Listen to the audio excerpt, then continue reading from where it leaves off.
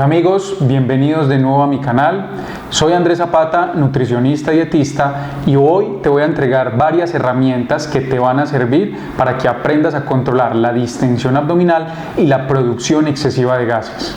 ¿Quién no ha sufrido de distensión abdominal? Muchas veces cuando comemos leguminosas, frijoles, garbanzos, lentejas, productos lácteos, por ejemplo, tomarnos un vaso de leche, comernos un queso, un yogur, consumir comidas en la calle, alimentos picantes, todos ellos estoy seguro que te han causado distensión abdominal. Hoy te voy a compartir las herramientas para que aprendas a controlar esa distensión abdominal y la producción excesiva de gases. Este es un tema que no se nos debe de volver normal. Muchas personas se acostumbran a pensar, está bien, no pasa nada si comí me distiendo un poco, no pasa nada si me hincho, no pasa nada si tengo producción, por ejemplo, de flatos, de lo que la gente conoce como peos o pedos, y es algo que tenemos que aprender a controlar porque eso significa que algo no estamos haciendo bien o en nuestra alimentación o algo no tenemos bien en todo nuestro bioma intestinal. Llamo la atención sobre el bioma y sobre la microbiota intestinal porque realmente esa producción de gases y esa distensión obedece o a que nos exageramos en la cantidad de alimento que consumimos o que no tenemos bien controlada o que no sabemos modular bien nuestra microbiota intestinal. Cuando hablamos de microbiota hay que entender que estamos hablando de una cantidad de microorganismos, de bacterias, de las cuales nosotros los seres humanos somos los hospederos, es decir, ellas se alojan en nosotros. Nosotros tenemos microbiota en varias partes del cuerpo, tenemos microbiota en los ojos, conjunto de bacterias también en nuestra boca, en nuestro estómago, en nuestro intestino, hay microbiota vaginal en las mujeres, hay microbiota en el pene en el caso de los hombres. Entonces es muy importante entender que todo ese conjunto de bacterias hay que tenerlas en equilibrio para responder bien ante la ingesta de alimentos y por ende no tener distensión abdominal. Te preguntarás entonces, Andrés, ¿y por qué cada vez que yo como frijol, garbanzo, lenteja, consumo productos lácteos, alimentos que tengan harina de trigo, que tengan gluten, siempre me distiendo, tengo inflamación, tengo producción excesiva de gases? La respuesta está en la microbiota intestinal. Lo que tenemos que entender es que nosotros tenemos un conjunto de bacterias llamadas proteobacterias y la función de estas proteobacterias es tomar el grupo amino de las proteínas que consumimos en la dieta y con ese grupo amino ellas son las que empiezan a generar la producción de gases de manera excesiva. ¿Cuál sería el foco entonces? Disminuir la población de proteobacterias. Lo que hacen estas proteobacterias es tomar el grupo amino de las proteínas que consumimos para producir los gases. Entonces, lo importante, según la ADA, la Asociación Americana de Dietética, es no sobrepasar el consumo de 300 a 400 gramos de carne roja a la semana. Habrán muchas personas que consuman 100 gramos de carne, 200 gramos, pero muchas veces cuando vamos a un restaurante o cuando comemos en la calle, en los restaurantes normalmente nos van a servir filetes de 300 o 400 gramos de carne. Según estas recomendaciones, lo importante sería no comer carne roja en exceso para no estar aportando en exceso ese grupo amino que van a tomar las proteobacterias y van a producir esos gases y esa fermentación.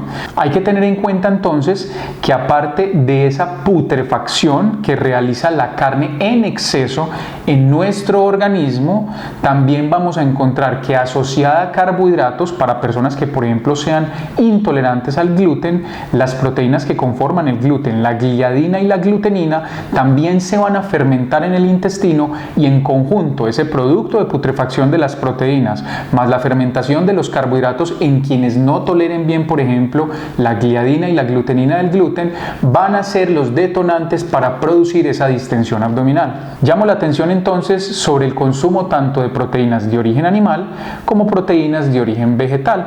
Balancear bien el consumo de leguminosas, de frijol, de garbanzo, de lentejas y también otros alimentos que contienen proteínas como por ejemplo los frutos secos, las nueces, las almendras, los pistachos, los marañones, algunas semillas que también contienen proteínas como por ejemplo las semillas de girasol, las semillas de calabaza y también empezar a consumir pseudo cereales como por ejemplo la quinoa, el amaranto y el trigo sarraceno. Esas son opciones muy interesantes para no caer en el exceso de proteína de origen animal y balancearlas aumentando el consumo de proteínas o de alimentos que contienen también aminoácidos, así estén presentes en fuentes vegetales. Otra clave estratégica es tener una dieta baja en FODMAPs. Los FODMAPs son monosacáridos, disacáridos y oligosacáridos fermentables, es decir, son unos tipos de azúcares que encontramos presentes en casi todos los grupos de alimentos y cuando ellos son consumidos en exceso generan fermentación y en el intestino al fermentarse favorecen la producción de gases de manera excesiva. El protocolo FODMAP es un protocolo muy restrictivo. Hay que tener esto en cuenta porque idealmente este protocolo de alimentación debe ser prescrito por tu nutricionista para que tengas todas las herramientas y sepas qué alimentos debes de evitar, moderar o poder incluir de manera sencilla. Normalmente cuando a mis pacientes les prescribo un protocolo FODMAPs, yo les entrego una lista donde están los alimentos que deben de evitar a toda costa mientras estemos haciendo protocolo FODMAP, los alimentos que deben de consumir cierta cantidad de veces a la semana y todos los que son bajos en FODMAPs y pueden consumir en vía libre. Por ejemplo, el aguacate es un alimento alto en FODMAPs, es decir, en este tipo de azúcares fermentables en el intestino. Encontramos que, por ejemplo, el coco debe moderarse en su consumo semanal porque también tiene unas pequeñas cantidades de FODMAPs y tiene menor cantidad de FODMAPs, por ejemplo, frutas como las fresas o el kiwi, que son alimentos libres o que son frutas asignadas dentro de un plan de alimentación estructurado para cada persona que se pueden consumir sin ningún problema y no van a ocasionar distensión abdominal. Este es un protocolo que idealmente debe aplicarse por mínimo 2 meses. Hay personas que con solo 1 mes les basta, pero idealmente debe ser aplicado por lo menos durante 2 meses para obtener resultados positivos y disminuir la fermentación, la producción de gases excesiva y por ende disminuir la distensión abdominal. Una pregunta muy común es si cuando se hace una dieta baja en FODMAPs o cuando se está haciendo un protocolo de alimentación para disminuir la distensión abdominal deberían de utilizarse, por ejemplo, los probióticos. Hay que tener en cuenta que los probióticos son bacterias, sobre todo las más conocidas, lactobacilos y bifidobacterias, que van a mejorar toda nuestra microbiota intestinal. Particularmente se podrían introducir, pero también se pueden utilizar después del tratamiento o de la dieta baja en FODMAPs. Otro de los suplementos ideales a utilizar en un protocolo para mejorar la distensión abdominal y disminuir la flatulencia es utilizar glutamina. Recordemos que la glutamina es el aminoácido más abundante en nuestro cuerpo y que es la materia prima o el sustrato para que se formen los enterocitos, es decir, las células intestinales. Cada una de las células intestinales que tenemos en nuestro cuerpo está unida la una a la otra por unas uniones llamadas uniones estrechas. Lo que favorece la suplementación con glutamina es reforzar la calidad de esas uniones estrechas que ligan o que nos permiten tener unidos cada uno de los enterocitos y por ende van a fortalecer toda nuestra barrera intestinal.